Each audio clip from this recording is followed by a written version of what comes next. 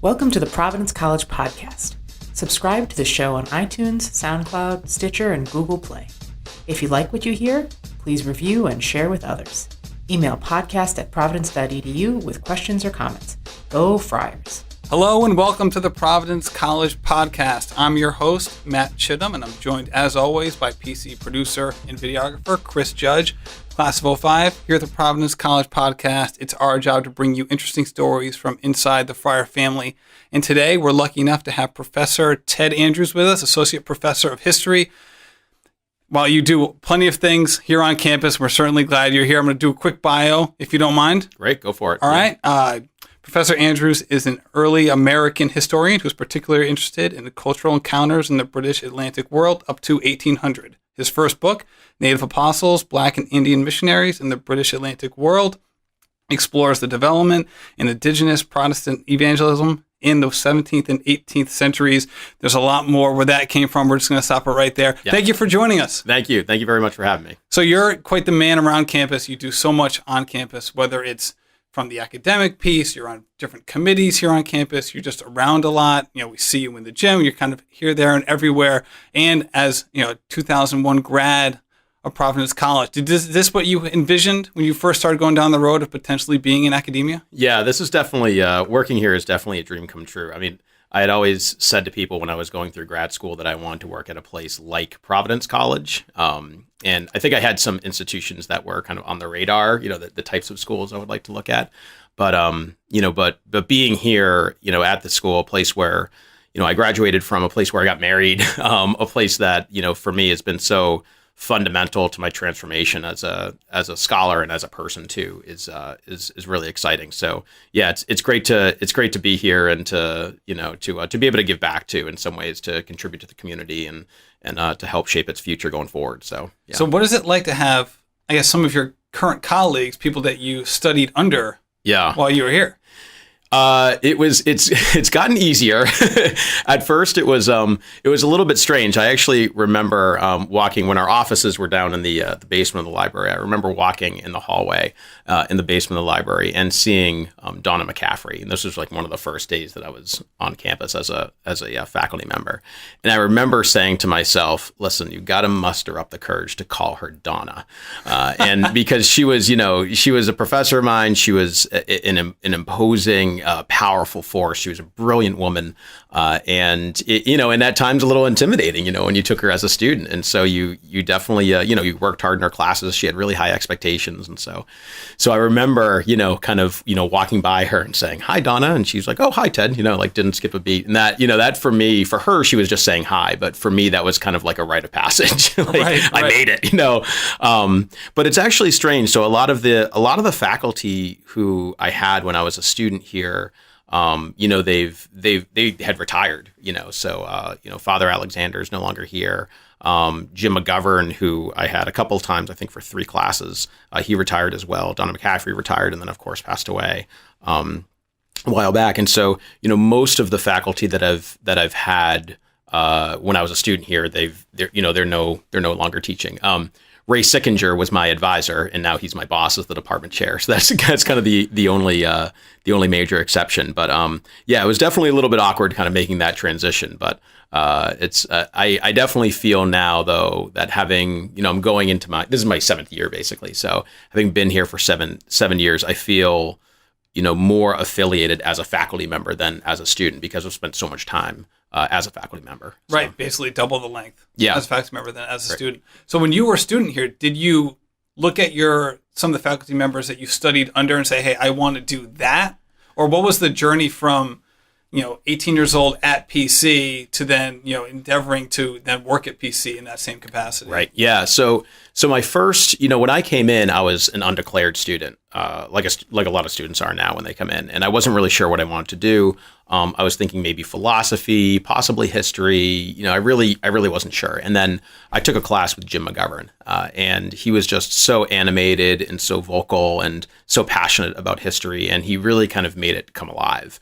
For me in high school, I kind of thought history was just like facts and dates and names and places. And the way that he taught it, it was a controversy and it was an argument and it had a lot more life in it. And so, I became a history major. And then when I was a senior senior, I really wasn't sure what I wanted to do, whether I wanted to teach or go to law school, but I knew I wanted to study a little bit more. So I started applying to master's programs in history because I really wasn't sure what my future goal was. And I didn't even know really what I wanted to do with the master's, but I knew I just wanted to study more. And so I ended up going down to American University in Washington, D.C. And it was there that I realized that I really did have, a passion for the field of history, but also for teaching as well, because I worked as a teaching assistant. Right. And so then I applied to, PhD programs, got into one, went to, UNH, and kind of the rest is history. So when you said, potentially going into teaching or law school, did you always have the idea of, all right, if I go into teaching, it's going to be hopefully at the college level? Or at what point do you separate it out from, all right, from the middle school or high school or college? Or, did you kind of always have the college in your head? Yeah, I'm laughing because when I was at the University of New Hampshire, I spent a little bit of time, not a lot, but a little bit of time substitute teaching in middle school. And that was not a positive experience. I think the first day I was there, they had me in a history class. And then the second day I was there, I basically became in charge of their in-school suspension program for the entire middle school. And so I got to see all of the ins and outs of the disciplinary architecture of middle school. And I realized that probably wasn't the best fit for me in terms of what I was looking for. I think when I was towards the end of my graduate career, the job market for academics is very, very tough. And, you have to be willing to either potentially move somewhere else rather than the region that you want to live in or take other types of jobs. And so for me in 2007, 2008, 2009, as I was getting closer to my PhD completion date, I had anything on the table. I would have done, public history, working in a museum or something. I would have taught at a high school. I would have loved to teach at college, or in a college. I had applied for like an online textbook company and had an interview out in San Francisco to work for a company that basically does like online supplemental higher educational materials. And that didn't work out, and the timing of that was a little bit off. But you kind of, when you're coming out with a PhD, you have to be open to a lot of possibilities. Right. But this for me was kind of the best possibility and the best outcome possible, really. Right, and you mentioned it, like getting a job at a place like PC or any higher education, the schools that have that certain name recognition with it, right? Outside of like if you live next door, like if you've heard of a college, getting a job at a school like that in a faculty position is incredibly difficult. And I think even for me, I started working in higher ed 14 years ago. I was completely blown away at just the process it takes and how unlikely getting a job at a place like this is from a faculty perspective. Yeah, I remember telling students, when they've asked about the process or something like that, I told them that I applied to hundreds of jobs. And you apply to hundreds of jobs, and then you get a couple callbacks, and then a couple of those callbacks turn into campus interviews, and then maybe one or two of those campus interviews turn into job options or job opportunities. And so when I look at my files that I had years and years ago of postdoctoral fellowships or job applications, it's amazing. I have Excel sheets with just lists and lists of jobs that I applied to. And a lot of times when you're coming out, I think getting a job is all about the right fit too. So a lot of times when you're coming out, there would be a job, say at an institution that does early America, and maybe they're really looking for somebody who does Civil War, but you say, well, I can teach that class, so you apply for it, even though you really have no business doing it. And so, that's where a lot of those rejections, come from.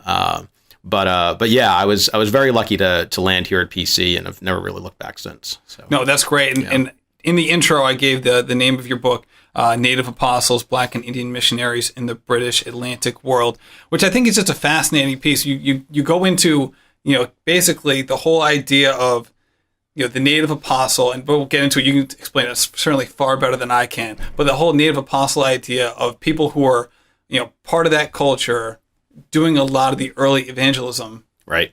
As opposed to the outsider. Right. So for you, when did that become a priority for you from a studying and writing perspective? Yeah. So I was, it was in the middle of my PhD program at the University of New Hampshire, and I was going to do a dissertation on slavery, race, and religion in Newport, Rhode Island. And that's a project that I'm starting to kind of get back into now. But as I was doing that project, I found the story of these two Africans, a guy named John Kwame and a guy named Bristol Yama. And they were basically Africans who had been enslaved, part of the transatlantic slave trade, worked as slaves and lived as slaves in Newport in the 1760s and early 1770s. And then somehow they kind of miraculously won a lottery ticket or purchased a winning lottery ticket and used the proceeds from that to buy their freedom out of slavery. They had become kind of converted Christians in the late 1760s and early 1770s. And they approached two local ministers, Ezra Stiles and Samuel Hopkins, to consider the possibility of going, quote unquote, back to Africa as missionaries. And then they ended up they went down to the College of New Jersey, which is now Princeton, for training. And so this was just a phenomenal story, I just thought it was a really interesting thing. And just the idea of, Christian missionaries as non-whites, right? Because our traditional image of missionaries is very much a kind of culturally imperialistic model, that missionaries were kind of white, Euro-American figures coming in, trying to change the culture. And they certainly, were. I mean, that was what missionary work was all about. They're trying to transform the culture. But as I started to do this research, I realized that there were so many more, hundreds, right, of Africans, African Americans, Black slaves, and then particularly Native Americans who operated as evangelists in one way or another. They weren't necessarily always ordained ministers. Some of the most famous of them are people like Samson Occam, who is a really well-known Mohegan Indian from Connecticut, who is an ordained minister and wrote, hundreds of letters and left a ton of records behind. And so those are kind of the obvious people that you would look at. But there were a lot of others who were teachers in Christian schools, or they would kind of lead groups in psalm singing or something like that, or they operate in different ways and kind of in different missionary capacities. And so that was what really drove me to research the book, was just to look at how widespread this process was, because I thought it could in some ways challenge our traditional understanding of how these cultures met and reacted to one another. Right. And you have this foreign idea, with Christianity coming into some of these places. These early evangelists, were they, the people you mentioned already, these are people who kind of took to Christianity, on their own accord, right? They weren't forced into it. Were any of these early evangelist people who were kind of forced into that role, or was it usually by choice? Usually it's by choice. It kind of depended on the situation. So there's one case that I talk about from West Africa, a guy named Philip Kwaku, who is basically, 10 years old. His uncle, who is kind of the local, what they call a cabashir, or a local kind of chief or leader, sent Philip Kwaku to England for training, for evangelical training. So he's 10 years old. He had to do it. There was really no option. And so from 1756 to 1766, he's in London getting, educational training. And those are also the most formative years of a person's life, right? 10 to 20 years old. Right. But he adopts Christianity, he becomes an Anglican, he gets ordained in the Anglican Church. And then in 1766, he goes back down to Cape Coast, Africa, which is the kind of one of the most notorious slave forts in the transatlantic slave trade world. And he becomes a minister there. And he's not necessarily, at that point, he's not necessarily forced to do it. I mean, he's married, he's an adult, but he's doing it of his own volition. And so it's kind of a mix. And the thing, too, I should say, you had mentioned this foreign idea of Christianity.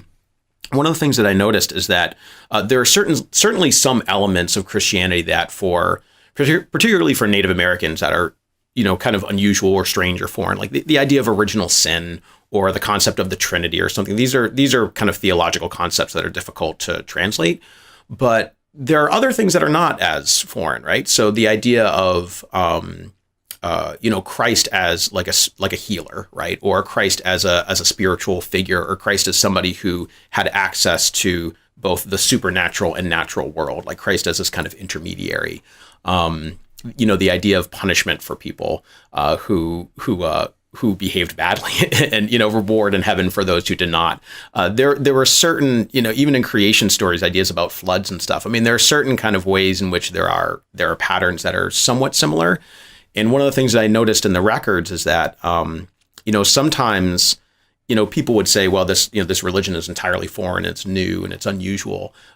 Sometimes they would say, indigenous peoples would say, well, this is kind of like the religion of the elders, but we've lost our way, and this is kind of, so there's kind of a strange dynamic there where they try to incorporate it into their traditions, and a lot of times it ends up becoming kind of a blend between indigenous traditions and Christianity, which creates its own opportunities and challenges as well. But it was definitely a very interesting subject to study because it was such a broad space that I was covering and these kind of big ideas. I can imagine. And would I guess the missionary success rate be higher if the evangelicals, or the evangelists, I should say, were these native apostle types versus the outsider coming in with, potentially outside ideas as well, kind of like that double outsider piece versus the insider with outsider ideas? It's hard to tell, and I never really I never really attacked the success or failure question because I was never really sure whether I could put my finger on that, on the answer. And what I mean by that is, how do we determine success, right? So does it mean baptisms? Or does it mean the size of a church or something? And it kind of depended on where you were. So in 17th century New England, we have the architect of praying towns was a guy named John Eliot, right? And so much has been written about John Eliot and his efforts to create praying towns. And praying towns were these towns where Indians would go and they would live, and they were kind of expected to conform to Christian rules, to cut their hair, to build English-style homes, to observe the Sabbath, to abandon all indigenous ways and to become kind of fully assimilated into kind of Christian civilized society. But in each of these Indian towns, John Eliot would visit them, occasionally, but in each one there was an Indian minister and there were other Indian Christians who were there. And in the 17th century, there were thousands of Indians, living in these towns and working in these towns. And I think that the indigenous ministers or indigenous leaders had a big role to play in that. In Philip Kwaku's case in West Africa, not so much. He's there from 1766 until his death in 1816, and he's writing these letters back to the Anglican missionary that sponsors him, as well as letters across the Atlantic to people who know him or people who want to get to know him through letter writing networks. And he's pretty despondent, and he's not successful. And he complains about slave traders there. He complains about their ethics and their morals. He complains about the slave trade itself, but he also complains about Africans who aren't listening to him. And so he's kind of this person. On the one hand, I think that there are opportunities for success depending on the kind of cultural landscape. But on the other hand, for Native missionaries, they're also straddling these somewhat uncomfortably straddling these two civilizations or these two cultures. And Philip Kwaku, by the end of his life, he was pretty miserable, and he was pretty much in despair about the state of the mission and the future of Christianity in West Africa. I guess he would have been kind of happy to know that later on in the 19th century, Christianity really does take off in Africa. And there is one statistic from another historian that says in the 19th and the early 20th centuries that if you look at British missions across the world, 85% of the people working at British mission sites were not actually British. And so there's a tremendous amount of kind of local variation and local adaptation and adoption of Christianity and missionary work there. And so, I think it depended on the landscape and what was going on at that time. That makes sense. And in the areas where Christianity was adopted, I guess on some level, is it true where these native apostles would kind of have like the early adopter status? Like now, right, if someone was like the first person to use an iPhone, like there's certain prestige that comes with that because it was, right. It all of a sudden that becomes the big thing, and they were there first. And we've all seen people who are discovered a band before everybody else, and right. They were the early adopter of that band. Yeah. Do you have that piece socially with some of these individuals who, all right, they're the driving force behind a cause. That cause gets adopted, it spreads, and then they're kind of at the forefront of it. To some extent you do, and I think there are some kind of interesting narratives in the documents that talk about that. So there's this one phenomenon on Martha's Vineyard, and there was a guy named Hyakuns who became kind of like the first Indian convert guy. And the story goes, we have to take this with a grain of salt because this was told by missionaries who are trying to kind of, raise money and get support for their missionary projects. But the story goes that this guy Hyakums was kind of not very well respected in society. He was in the lower level. Nobody listened to him in councils or in meetings. And then, he adopts Christianity and he kind of becomes like this new person or whatever. And again, this is the narrative that's being woven, so we have to take that with a grain of salt.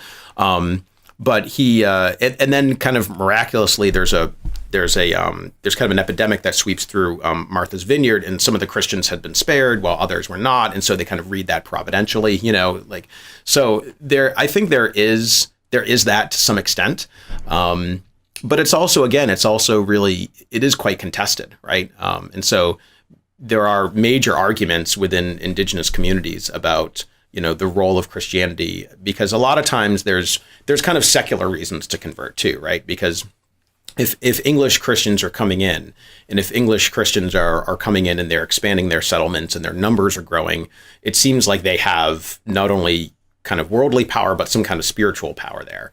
And if they're not succumbing to diseases the way that indigenous peoples are, what are they doing that we're not doing? And so for some Indian Christians, they kind of shift in some ways to gain protection, right? So not only for religion, but also to maybe gain protection under a new spiritual power or a kind of worldly power, like to be affiliated with the English colonial system or something. For others, they totally reject that. And they say, no, this is contrary to our traditional ways and our traditional rituals. These people are expanding, they're the enemy. And so it creates really problematic, in a lot of ways, very tragic dynamics within indigenous communities once you see Christianity introduced. And so I think that, that status that you talked about, it can be used in some ways to kind of develop a Christian identity, but it also becomes really problematic for a lot of people. Yeah, that makes sense. And during your research on this topic, and you're going through this is your doctoral dissertation, and later becomes the book. Right. You come across as you put it, a Danish colonial outpost called Tranquebar. Yeah. And that was kind of the foundation for a recent journal article that you put out on the William and Mary Quarterly. Right.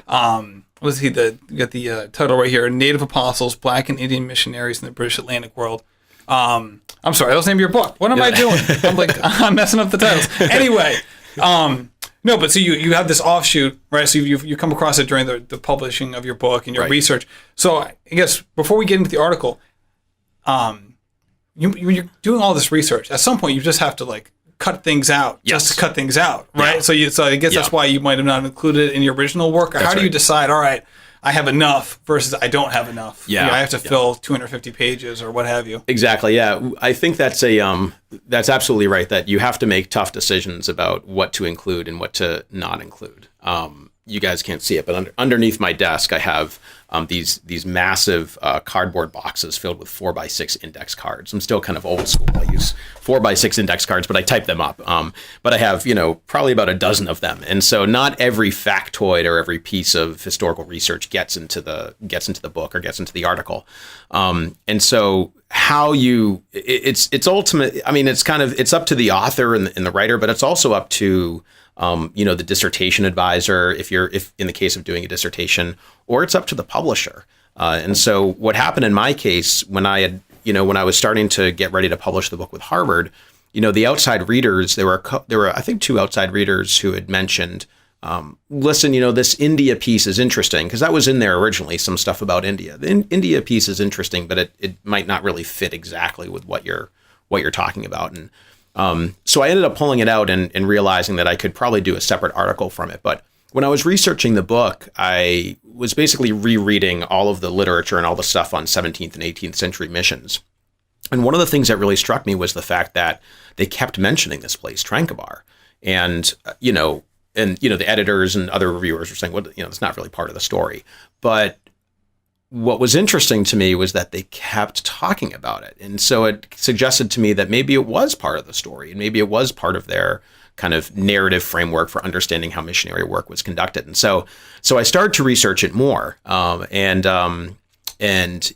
basically, I had found that this particular site was very much a kind of interdenominational international, intercontinental, global, transatlantic mission site in the early 18th century that a lot of different groups were involved with. And the person who was at the center of it was a guy from Rehoboth, Massachusetts, a guy named Henry Newman. And so I just kind of wanted to think about and play with the idea of these larger global networks in the early 18th century.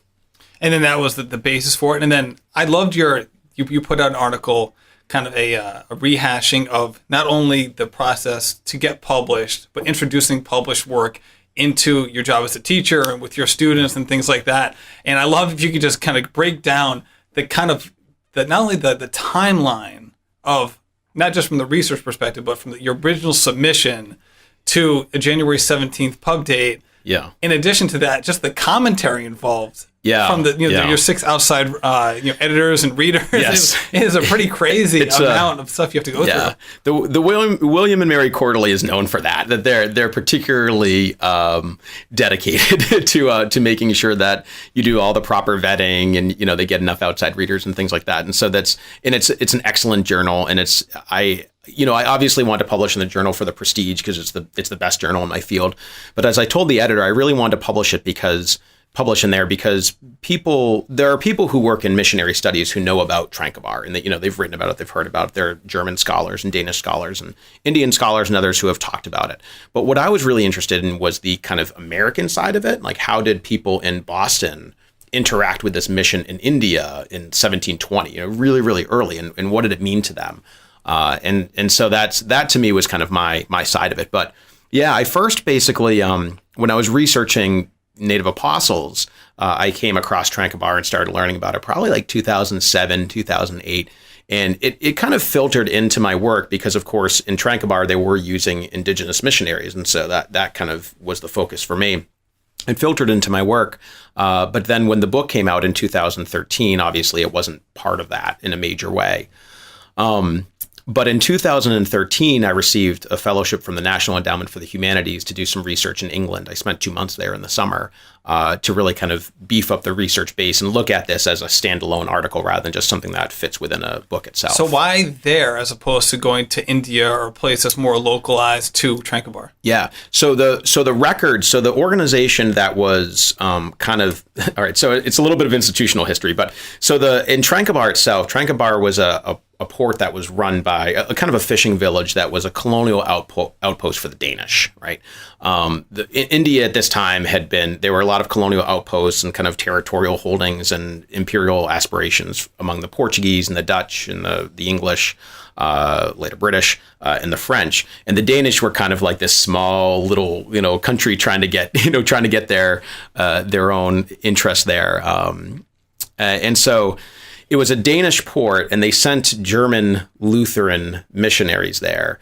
But then it was supported, and this is why the England thing comes in, it was supported financially by an Anglican organization known as the SPCK, the Society for Promoting Christian Knowledge. And the SPCK, their whole thing was, building charity schools, but also distributing books. And they thought it would definitely be within their purview to essentially send books and money and resources to this particular site. And so they did, and they kind of adopted it as their own. So even though there wasn't an English missionary there, even though there wasn't an Anglican missionary there, the SPCK adopted it as the SPCK records. The originals are held at the Cambridge University Library in their manuscript division. And so I was able to go there and spend basically a month and a half in the records themselves and look at all the manuscript versions of their records. And so that's why I went there.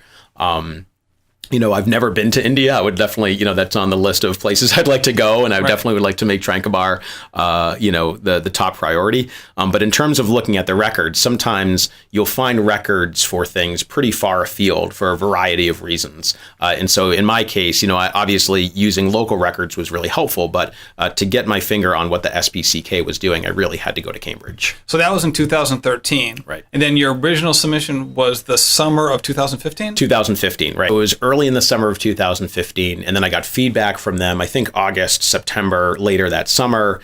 Then it took me kind of a while to process that and to kind of reframe the article. I resubmitted it. It was accepted. And then it was the very long editorial process. Which was, making sure all the sentences said what they were supposed to say and the citations and all that. And eventually it came out in 2017. But yeah, I did, last year in my British Atlantic World class, which was an upper level seminar, I did this was honestly something I think I did it just as I was walking to class. I thought, well, I'm going to do this, I'm going to show them my peer review. And as I say in my little article there, I'm not sure what the impact was on them. I never, it's not something you assess them on. You can't quiz them on, after looking at my peer review, what do you think? Right. Put that in an exam or something like that. But I wanted to really give them a sense of how long this stuff takes and how much hard work it is. And also the fact that it's rarely perfect and that it takes a lot of different hands and eyes to make an article, not just the author. And so to get them to think about it as a process that was kind of an enduring one, but also a collaborative one was kind of my main effort there. Right. So your original article is 41 double space pages, and you got 22 single space pages back of commentary. Yes, exactly. So, we'll dive into that in a second. Yeah. But I guess before we even get there, did you have a little bit of doubt about presenting the commentary to your students? I mean, you're the professor, right? You're the expert. So you're basically being pretty vulnerable, right? You're like, hey, so obviously, I might be an expert. I'm even on my best topic. I'm far from infallible. Right. Like, look at my peers, and in some cases, like kind of tearing me to shreds. Yeah. And I'm showing you what they're saying. So did that tie into it at all for you, or did you kind of look at that later on because you said it was kind of a spur of the moment decision? I thought about it really as an opportunity. And yeah, there is definitely a kind of vulnerability there. But really, if the ultimate point is to talk about history as a process and a collaborative process and a long, as I said, it's a marathon, not a sprint.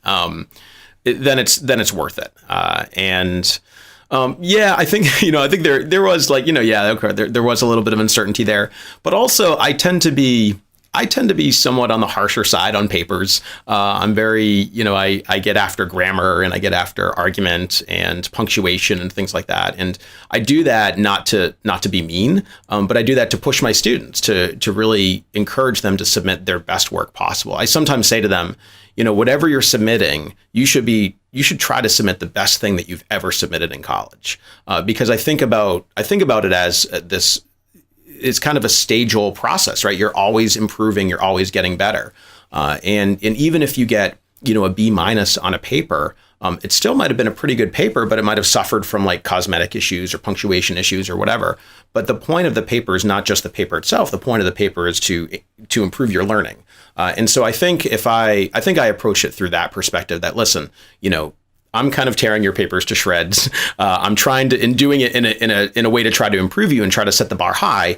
This is what people are doing from my work. So this is what scholars do, right? And we tear each other to shreds, again, not for any incentive of our own, but rather to improve the work that's going to be out there. Every single person who read that article, and they were all anonymous reviewers, but I had 6 outside readers and then I had the editor. But every one of those 6 outside readers, not a single one of them was compensated. There's no outside compensation when you do outside reviews for university presses or articles.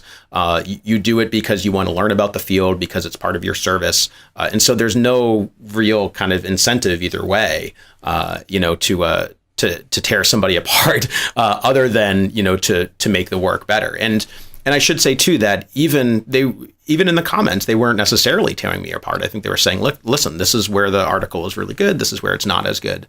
And that was a really helpful process for me.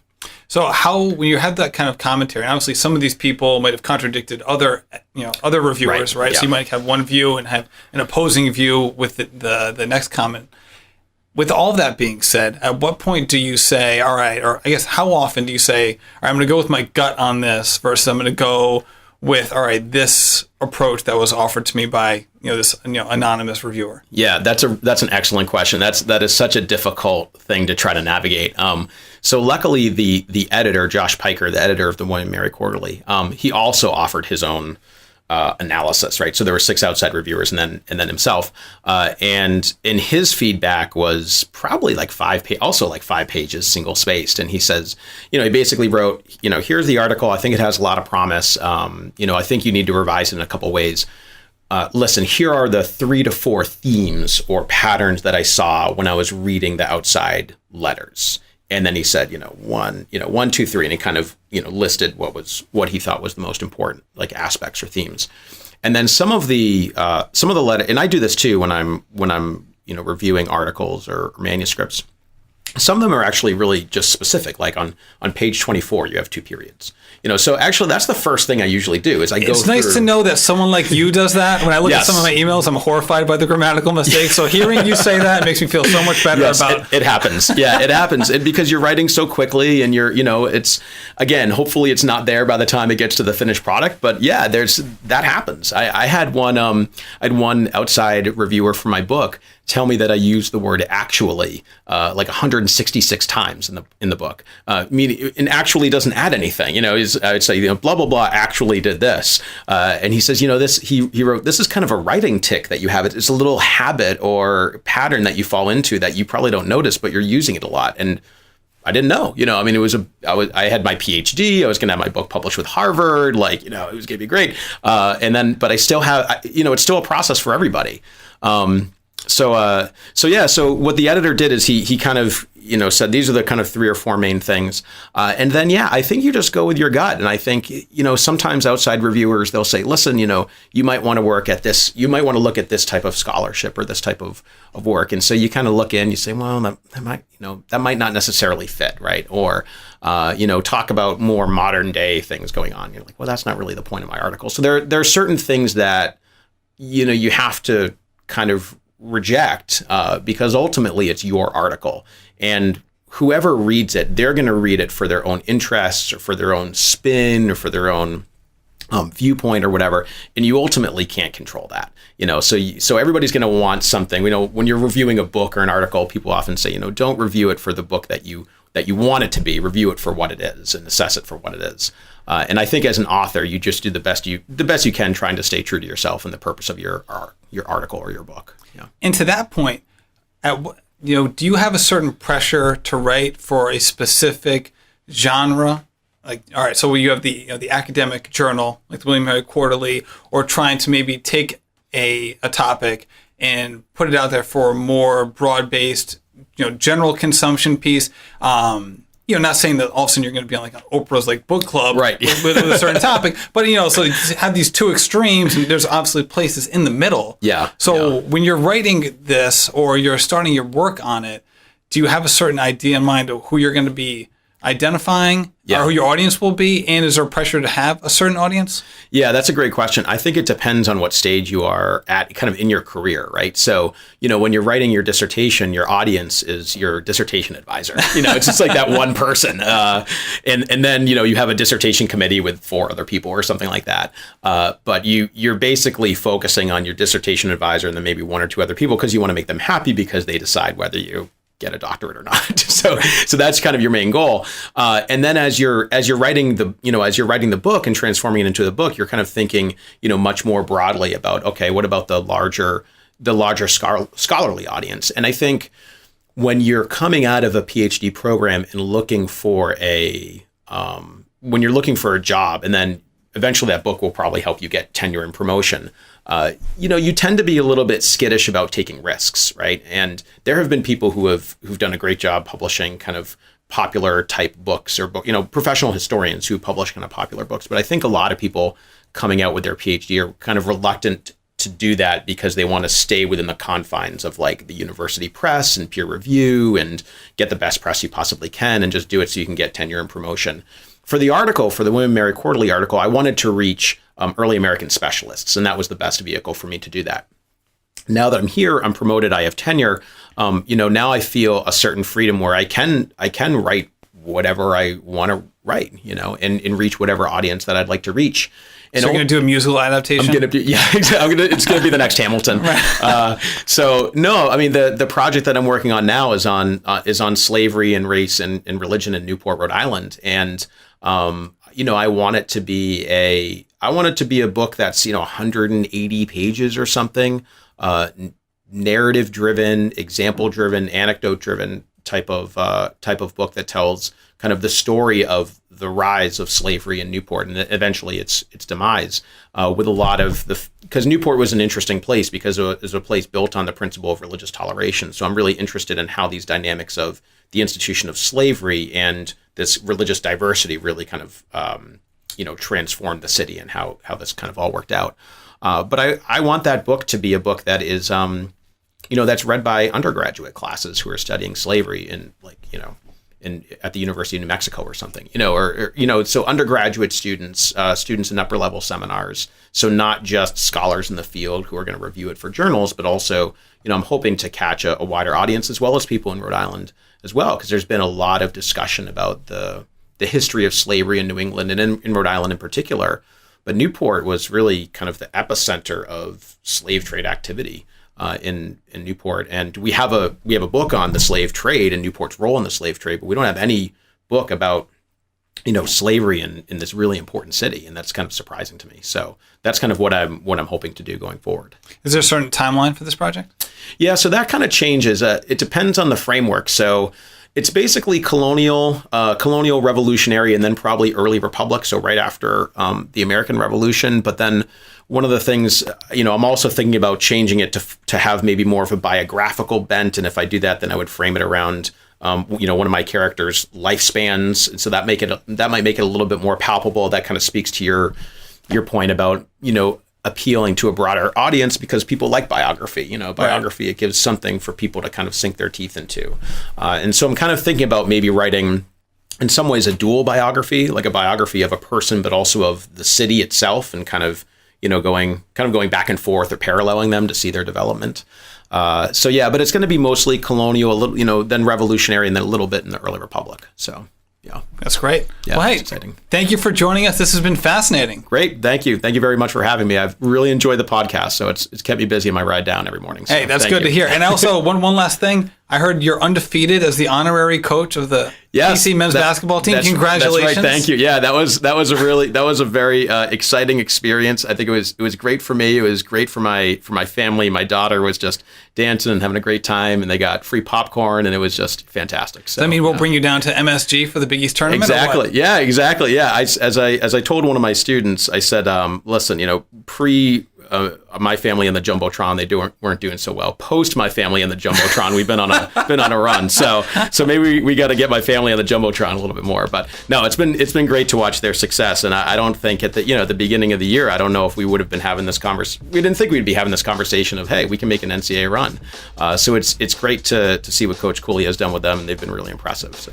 Right. No, absolutely. And as a basketball guy, I know I had to guard you in noontime hoops here at PC. I know you love it. So thank you so much for joining us. It's been a pleasure. Okay. Thank you very much.